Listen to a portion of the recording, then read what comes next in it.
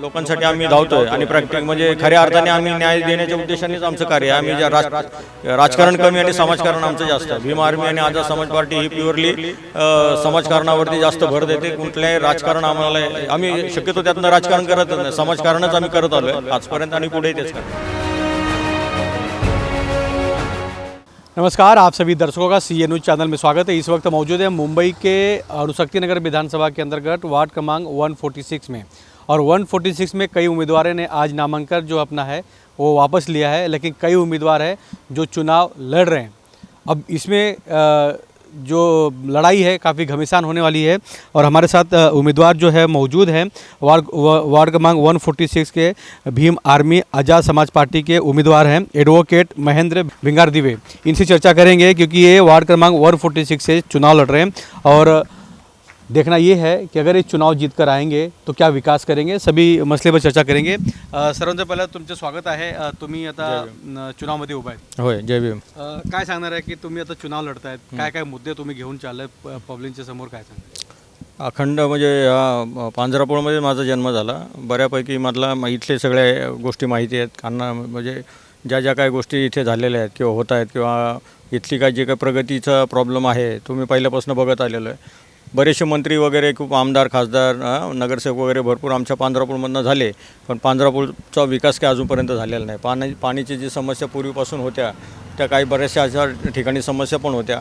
आता रिडेव्हलपमेंट वगैरे MMRDचे प्रोजेक्ट्स आले त्यामुळे थोडंसं बऱ्यापैकी ठीक आहे, पण त्यातून पण बरेचसे आता वरच्या साईडला टॉयलेट्स वगैरे बनवून दिलेले आहेत, तर त्याचं प्रॉपर पाण्याच्या टाक्या नाही आहे. त्याला सगळी घाण वगैरे अशीच बाहेर पडते. त्यातून स्वास्थ्याचा जो प्रश्न आहे, हेल्थच्या रिलेटेडमधले इश्यूज आहेत, मच्छर वगैरे भरपूर आहेत, क्राईम वगैरे पण भरपूर वाढलेले आहेत. ह्या सगळ्या गोष्टींवरती नगरसेवक म्हणून निवडून आल्यानंतर बारकाईने त्याच्यावरती लक्ष दिलं जाईल.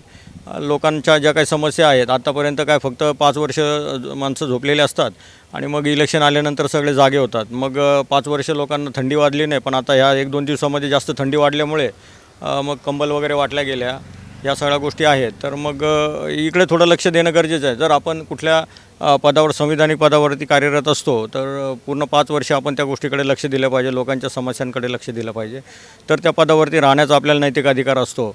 नाहीतर अचानकमध्येच आपण इलेक्शन झाल्यानंतर मग यायचं आणि थोडंफार कामं करून दाखवायचे आणि मग ते योग्य नाही. एक प्रश्न असा आहे की एकातर्फे मनसे आणि शिवसेना आहेत गठबंधनमध्ये, दुसरीकडे काँग्रेस पार्टी आहे आणि दुसरं काय म्हणतो वंचित बहुजन आघाडी आहे, आणि एकातर्फे शिवसेना BJP उमेदवार आहे. आता तुम्ही भीम आर्मी आणि आझाद पार्टी जे तुमचे आहेत, हे गठबंधनमध्ये तुम्ही चुनाव लढतायत, तर किती चॅलेंज तुम्हाला ह्या चुनावामध्ये?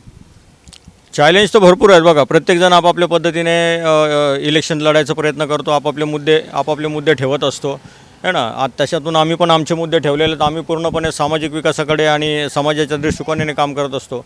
जिथे कुठे अन्याय अत्याचाराचा अंदाज म्हणजे अन्याय होत असतो तिकडे आम्ही वेळेचं भान न ठेवता तिथे जाऊन लोकांना मदत करत असतो. मी पर्सनल लेवलवरती लोकांना खूप मदत केलेली आहेत. ॲट्रॉसिटीच्या बऱ्याचशा केसेसमध्ये जिथे त्यांना अन्याय झालेला आहे त्या गोष्टींना मी न्याय दिलेला आहे. लोकांसाठी आम्ही धावतोय आणि प्रॅक्टिक म्हणजे खऱ्या अर्थाने आम्ही न्याय देण्याच्या उद्देशानेच आमचं कार्य आहे. आम्ही राजकारण कमी आणि समाजकारण आमचं जास्त आहे. भीम आर्मी आणि आझाद समाज पार्टी ही प्युअरली समाजकारणावरती जास्त भर देते. कुठल्याही राजकारण आम्हाला आम्ही शक्यतो त्यातनं राजकारण करत नाही, समाजकारणच आम्ही करत आलो आहे आजपर्यंत आणि पुढे तेच करणार.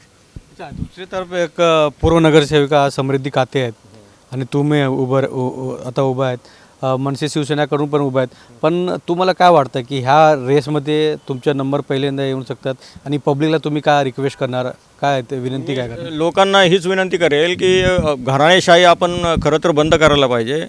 एकाच घरातले आमदार, एकाच घरातले नगरसेवक, पुन्हा पुन्हा पुन्हा पुन्हा तेच.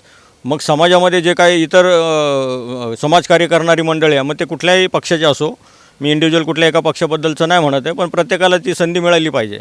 प्रत्येकामध्ये जे काही क्वालिटीज आहेत समाजकार्य करण्याच्या त्या सगळ्यांना संधी इक्वलमध्ये मिळाली पाहिजे.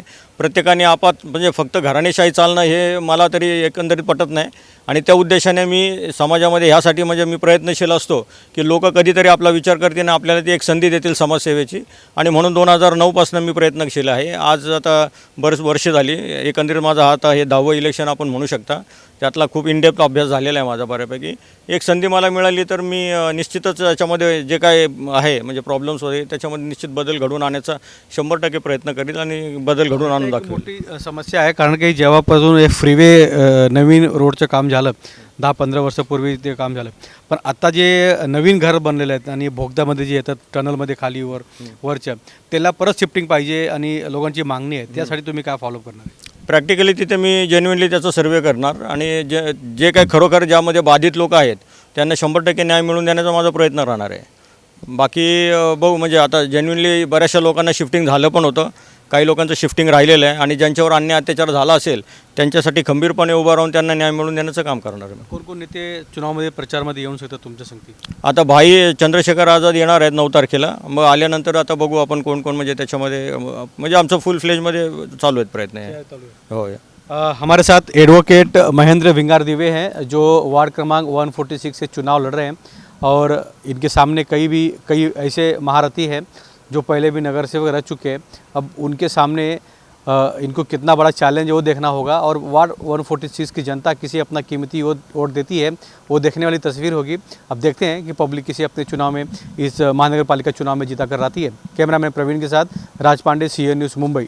लोकांसाठी आम्ही धावतोय आणि प्रॅक्टिक म्हणजे खऱ्या अर्थाने आम्ही न्याय देण्याच्या उद्देशानेच आमचं कार्य आहे. आम्ही राजकारण कमी आणि समाजकारण आमचं जास्त आहे. भीम आर्मी आणि आझाद समाज पार्टी ही प्युअरली समाजकारणावरती जास्त भर देते. कुठल्याही राजकारण आम्हाला, आम्ही शक्यतो त्यातनं राजकारण करत नाही, समाजकारणच आम्ही करत आलो आहे आजपर्यंत आणि पुढे तेच करतो. CEN न्यूज, देश प्रदेश की ताजा तरीन खबरों के लिए CEN न्यूज को सब्सक्राइब करें और रहें पल पल की खबर से हर पल बाखबर.